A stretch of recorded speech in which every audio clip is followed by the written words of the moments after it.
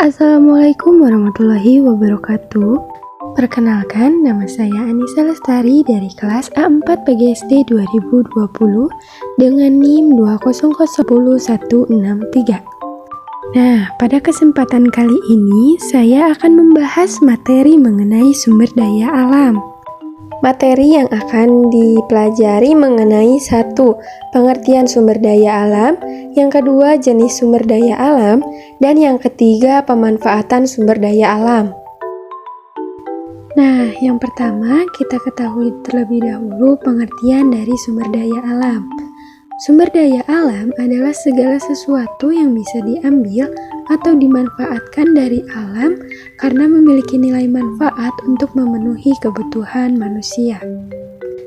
Selanjutnya ada jenis-jenis sumber daya alam.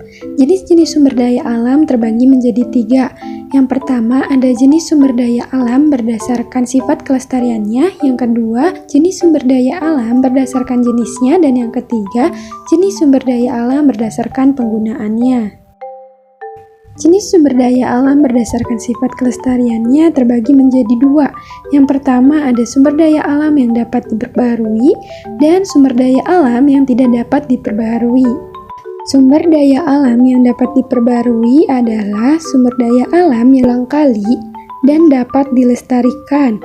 Sedangkan sumber daya alam yang tidak dapat diperbarui merupakan sumber daya alam yang tidak dapat didaur ulang atau bersifat hanya dapat digunakan sekali saja atau tidak dapat dilestarikan serta dapat punah. Adapun contoh dari sumber daya alam yang tidak dapat diperbarui seperti emas, pertambangan, batu bara, dan minyak bumi. Untuk contoh sumber daya alam yang dapat diperbarui ada air, matahari, tumbuhan, dan hewan. Selanjutnya ada jenis sumber daya alam berdasarkan jenisnya terbagi menjadi 2. Ada sumber daya alam hayati dan sumber daya alam non-hayati. Sumber daya alam hayati atau biotik yang berasal dari kehidupan makhluk hidup misalnya hewan, tumbuhan, dan mikroorganisme.